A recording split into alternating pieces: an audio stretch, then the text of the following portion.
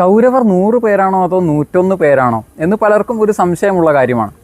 കൗരവർ, അതായത് ദുര്യോധനൻ തുടങ്ങിയ സഹോദരങ്ങൾ 100 പേരും ഒരു സഹോദരി, ആ സഹോദരിയുടെ പേരാണ് ദുശ്ശള. ഇങ്ങനെ 101 പേരാണ് മൊത്തത്തിൽ. ആകെ 100 സഹോദരങ്ങളും ഒരു സഹോദരിയും. പലരും 101 പേരാണ് എന്ന് തെറ്റിദ്ധരിച്ചിട്ടുണ്ട്. ഇതിൻ്റെ കഥ എന്താണെന്ന് വെച്ചാൽ, ഭീഷ്മർ മുൻകൈയെടുത്ത് പാണ്ഡുവിൻ്റെയും ധൃതരാഷ്ട്രരുടെയും വിവാഹം നടത്തി. പാണ്ഡുവിന് മാദ്രി, കുന്തി എന്നീ 2 ഭാര്യമാർ. കുന്തിഭോജൻ്റെ പുത്രിയായ കുന്തിയും മാദ്രദേശത്തെ രാജാവിൻ്റെ പുത്രിയായ മാദ്രിയെയും 2 പേരെയും വിവാഹം ചെയ്തു കൊടുത്തു ഭീഷ്മർ. ഇതേപോലെ ധൃതരാഷ്ട്രർക്ക് സുബലൻ എന്ന രാജാവിൻ്റെ, അതായത് ഗാന്ധാര രാജാവായിരുന്ന സുബലൻ്റെ പുത്രിയായ ഗാന്ധാരിയെ വിവാഹം ചെയ്തു കൊടുത്തു. ഈ ഗാന്ധാരി തൻ്റെ ഭർത്താവ് അന്ധനാണ് എന്ന് മനസ്സിലാക്കിയതുകൊണ്ട് അദ്ദേഹത്തിനില്ലാത്ത ഒരു സുഖവും തനിക്ക് വേണ്ട എന്ന് പതിവ്രതയായ ഗാന്ധാരി തീരുമാനിച്ച് അന്ന് കണ്ണ് കെട്ടിയതാണ്. പിന്നീട് മഹാഭാരതത്തിൽ വളരെ വിരളമായിട്ടുള്ള 1-2 സന്ദർഭങ്ങളിലേ അവർ തൻ്റെ കണ്ണ് കെട്ടഴിക്കുന്നുള്ളൂ. അങ്ങനെ താനും സ്വയം അന്ധയായിക്കൊണ്ട് തൻ്റെ ഭർത്താവിനെ പരിചരിച്ച് ജീവിതം ആരംഭിച്ചു. അങ്ങനെ ഒരിക്കൽ വേദവ്യാസ മഹർഷി ഇവരുടെ കൊട്ടാരത്തിലേക്ക് അതിഥിയായി എത്തി. വളരെ ബഹുമാനത്തോടുകൂടി ഭക്തിയോടുകൂടി ഗാന്ധാരി വേദവ്യാസ മഹർഷിക്ക് വേണ്ടുന്ന ശുശ്രൂഷകളൊക്കെ ചെയ്തു.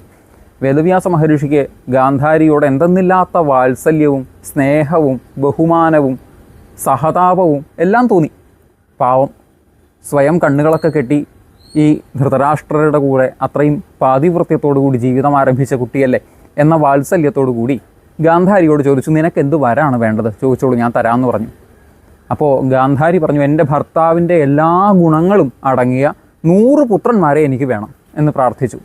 ഓ ആയിക്കോട്ടെ എന്ന് പറഞ്ഞ് ഗാന്ധാരിയെ അനുഗ്രഹിക്കുകയും ചെയ്തു.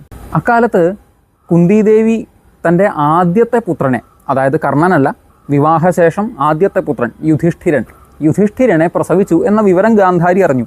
മാത്രമല്ല സൂര്യ തേജസ്സുള്ള, കാണാൻ അത്രയും ഭംഗിയുള്ള ഉണ്ണിയാണ്. ഗാന്ധാരിക്ക് എന്തെന്നില്ലാത്ത സ്ത്രീ സഹജമായ അസൂയയും ഒക്കെ ഉള്ളിലുണ്ടായി. താമസിയാതെ ഗാന്ധാരിയും ഗർഭിണിയായി. പക്ഷേ 2 കൊല്ലത്തോളം ഈ ഗർഭം കൊണ്ടു നടന്നെങ്കിലും പ്രസവിക്കാൻ ഗാന്ധാരിക്ക് സാധിച്ചില്ല. ഗാന്ധാരി സഹിക്കാൻ കഴിയാതെ അവസാനം ദേഷ്യം വന്ന് ഈ ഗർഭത്തിലേക്ക്, വയറിലേക്ക് ശക്തമായി അടിച്ചു എന്നാണ് മഹാഭാരതം പറയുന്നത്. ഉടനെ ഗാന്ധാരി ഒരു മാംസപിണ്ഡത്തെ പ്രസവിച്ചു. മാംസപിണ്ഡം എന്ന് പറഞ്ഞാൽ ഒരു മാംസക്കട്ട, അതിനെ പ്രസവിച്ചു. ഈ വിവരം മനസ്സിലാക്കി, തൻ്റെ യോഗശക്തി കൊണ്ട് മനസ്സിലാക്കി വേദവ്യാസ മഹർഷി വേഗം അങ്ങോട്ട് ഓടിയെത്തി. എന്നിട്ട് പറഞ്ഞു, നീ എന്താ കാണിച്ചത് എന്ന് ചോദിച്ചു. അപ്പോൾ സങ്കടം കൊണ്ട് പറഞ്ഞു, എനിക്ക് സഹിക്കാൻ വയ്യാഞ്ഞിട്ട് ഞാൻ പുറത്തേക്ക് അതിനെ ഒഴിവാക്കിയതാണെന്ന് പറഞ്ഞു. എന്തായാലും ഒരു കാര്യം ചെയ്യും, എൻ്റെ വാക്കുകൾ വെറുതെ ആവില്ല, നിനക്ക് 100 പുത്രന്മാരെന്തായാലും ഉണ്ടാവും. ഈ മാംസപിണ്ഡങ്ങളെ കഷണങ്ങളാക്കി ഓരോ കുടത്തിലാക്കി, അങ്ങനെ 100 കുടത്തിൽ ഘൃതം, നെയ്യ് നിറച്ച് ഇതിൽ ഓരോന്നിലും ഓരോ മാംസപിണ്ഡം ഇട്ട് വയ്ക്കും. സമയമാകുമ്പോൾ 2 കൊല്ലം തികയുമ്പോൾ ഇതിൽ ആദ്യത്തെ പാത്രം തുറന്നു നോക്കാം, നിനക്ക് ആദ്യത്തെ പുത്രനെ ലഭിക്കും. ഇങ്ങനെ സമയമാകുമ്പോൾ ഓരോ കുടത്തിൽ നിന്ന് നിനക്ക് പുത്രന്മാരുണ്ടാവും എന്ന് പറഞ്ഞു. അങ്ങനെ 100 കുടങ്ങളിലായിക്കൊണ്ട് ഈ മാംസപിണ്ഡങ്ങളെ ഘൃതത്തിൽ നെയ്യിൽ മുക്കിക്കൊണ്ട് വെച്ചു. യഥാസമയം ആദ്യത്തെ പുത്രൻ ദുര്യോധനൻ ഉണ്ടായി, 2ാമത് തുടങ്ങി മറ്റ് സഹോദരങ്ങളും, അങ്ങനെ അവസാനം 101ാമത് ഒരു പെൺകുട്ടിയെയും അതിൽ നിന്ന് ലഭിച്ചു എന്നാണ് പറയുന്നത്. ആ പെൺകുട്ടിയാണ് ദുശ്ശള. ഈ ദുശ്ശള സത്യത്തിൽ ഒരു ദുരന്ത കഥാപാത്രമാണ് മഹാഭാരതത്തിൽ. അവസാനം വരെ നോക്കിക്കഴിഞ്ഞാൽ അവസാനം ഒരു അനാഥയായ അവസ്ഥയാണ് ഈ ദുശ്ശളയ്ക്കുണ്ടാകുന്നത്. ആദ്യം ജയദ്രഥന് വിവാഹം ചെയ്തു കൊടുക്കുന്നു. പിന്നീട് മഹാഭാരതത്തിൻ്റെ കഥകൾ മുന്നോട്ട് നീങ്ങുമ്പോൾ ഈ ജയദ്രഥൻ കൊല്ലപ്പെടുന്നു, ജയദ്രഥൻ്റെ പുത്രൻ ആത്മഹത്യ ചെയ്യുന്നു, തൻ്റെ ഭർത്താവ് കൊല്ലപ്പെട്ടു, സഹോദരങ്ങൾ കൊല്ലപ്പെട്ടു, മകൻ ആത്മഹത്യ ചെയ്തു. ഇതൊക്കെ കഴിഞ്ഞ് ഈ പേരക്കുട്ടിയുടെ കൂടെ വേറെ ആരുമില്ലാതെ അനാഥയായി കഴിയേണ്ടുന്നൊരവസ്ഥയാണ് ദുശ്ശളയ്ക്ക് പിന്നീട് ഉണ്ടാകുന്നത്. അതുകൊണ്ട് തന്നെ മഹാഭാരതത്തിൽ ദുശ്ശളയെ വലിയ കാര്യമായി കൊണ്ടൊന്നും പറഞ്ഞിട്ടില്ല. എങ്കിലും അങ്ങനെ ഒരു സ്ത്രീ കഥാപാത്രം ഉണ്ട് എന്ന് പറഞ്ഞു എന്ന് മാത്രം. എന്തായാലും മഹാഭാരതത്തിന് മറ്റൊരു പേര് കൂടിയുണ്ട്, ജയം എന്നൊരു പേരുണ്ട് മഹാഭാരതത്തിന്. ഈ ജയം എന്നത് കടപയാതി സൂത്രപ്രകാരം ഒരു പേരിന് ഒരു സംഖ്യ ഇടുന്നൊരു രീതി ഭാരതീയമായി കൊണ്ട് പിന്തുടർന്ന് വരുന്നുണ്ട്. അതായത് ചില സംഖ്യകൾ ഓർമ്മിക്കുന്നതിന് വേണ്ടിക്കൊണ്ട് അതിനൊരു പേര് കൊടുക്കും.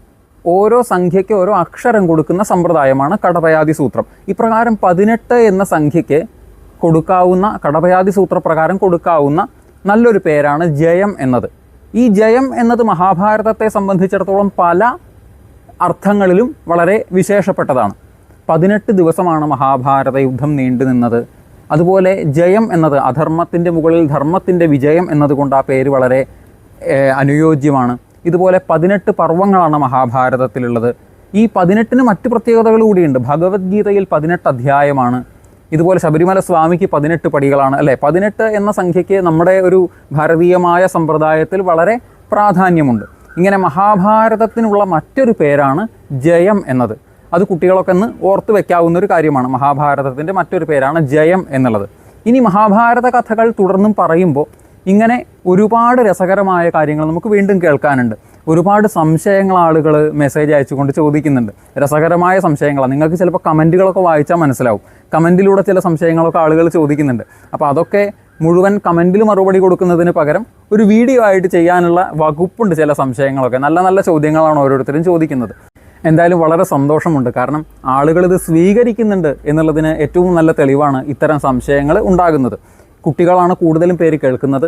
അവർ പല കുട്ടികളും എനിക്ക് മെസ്സേജ് അയക്കാറുണ്ട്. എനിക്ക് ഏറ്റവും സന്തോഷമുള്ള കാര്യമാണ്. ധാരാളം കുട്ടികൾ അവരുടെ സംശയങ്ങൾ എന്നോട് ചോദിക്കുന്നുണ്ട്. എല്ലാ സംശയങ്ങൾക്കും മറുപടി പറയാൻ അത്ര കഴിവുള്ള ആളൊന്നുമല്ല ഞാൻ. എങ്കിലും ഇവരുടെ സംശയങ്ങൾ കേൾക്കുമ്പോൾ ഞാൻ വീണ്ടും വീണ്ടും പഠിക്കാനുള്ള ഒരു അവസരം കൂടിയാണ് ഉണ്ടാകുന്നത്. എല്ലാവർക്കും എന്നെ സംശയങ്ങൾ തിരുത്തി തരുന്ന എൻ്റെ ഗുരുനാഥന്മാരോടൊക്കെ എൻ്റെ ഹൃദയം നിറഞ്ഞ കൃതജ്ഞത ഞാൻ അറിയിക്കുകയാണ്. എല്ലാവർക്കും നമസ്കാരം.